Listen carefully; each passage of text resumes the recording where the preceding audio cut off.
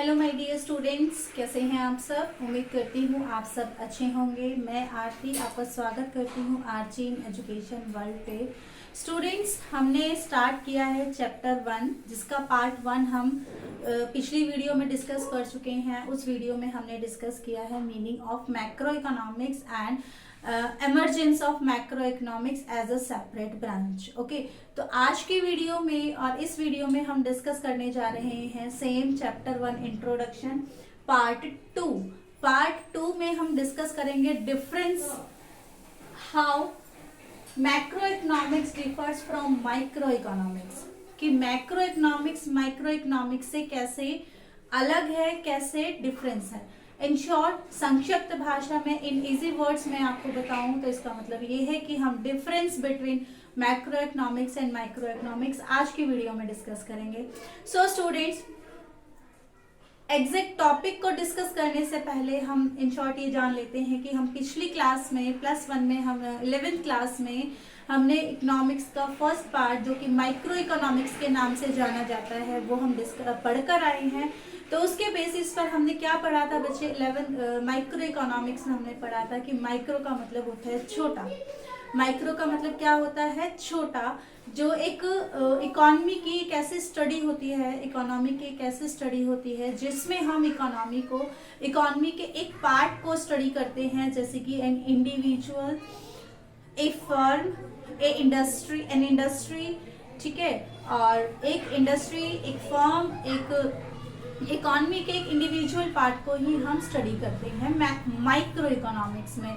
इन other hand macro economics में हम economy को एज अ होल स्टडी करते हैं, पूरी इकोनॉमी को स्टडी करते हैं, जैसे कि social welfare, GDP, national income, aggregate demand, aggregate supply etcetera. इन सारी चीज़ों की स्टडी, इन सारे वेरिएबल्स की स्टडी हम कौन सी ब्रांच में करते हैं, मैक्रो इकोनॉमिक्स में हम स्टडी करते हैं। तो माइक्रो इकोनॉमिक्स और मैक्रो इकोनॉमिक्स की एक ब्रांच है, दो ब्रांचेस हैं जिनमें हम अलग अलग पार्ट्स को, इकोनॉमी की अलग अलग पार्ट्स को स्टडी करते हैं और हम अपनी ग्रोथ ऑफ इकोनॉमी हम फाइंड आउट करते हैं या एस्टिमेट करते हैं। तो डिफरेंस, सबसे पहला डिफरेंस क्या है बच्चे, मैक्रो इकोनॉमिक्स क्या है, studies problem of macroeconomics is the study problem of scarcity and choice at the level of economy as a whole.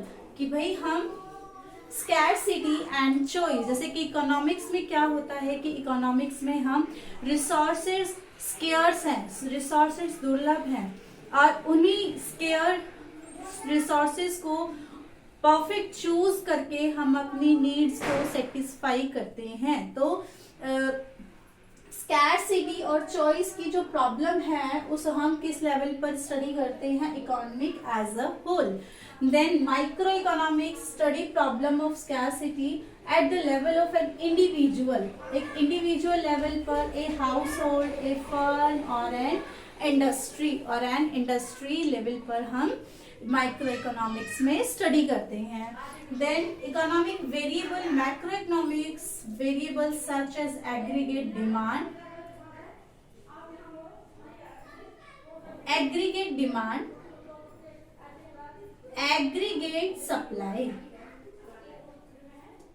Aggregate supply और एग्रीगेट डिमांड, ये मैक्रो इकोनॉमिक्स के वेरिएबल्स है। National income macroeconomics के variables है। Aggregate demand मतलब कि एक economy में सभी सेक्टर्स में प्रोड्यूस सभी गुड्स एंड सर्विसेज को जब की डिमांड जब हम एस्टिमेट करते हैं, that is called aggregate demand.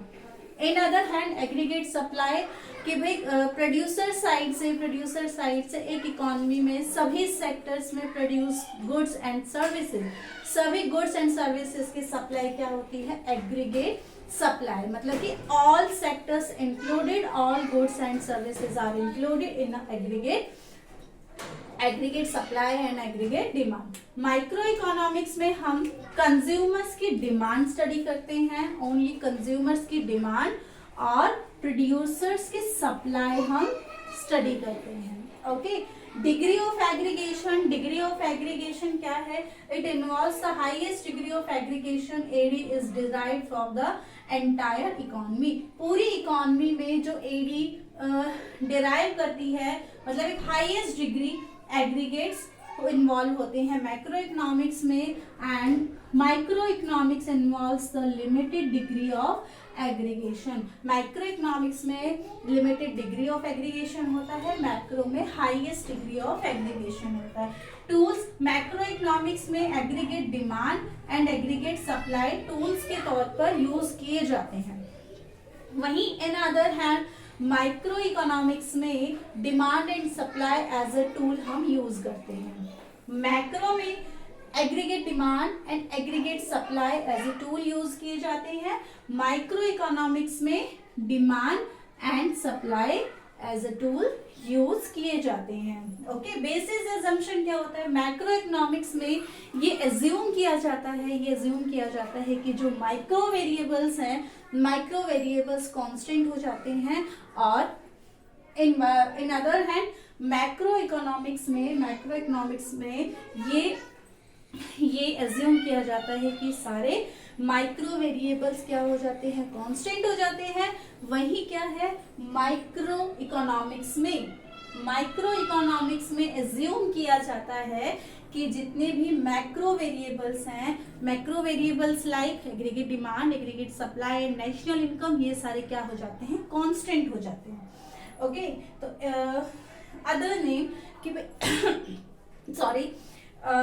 Name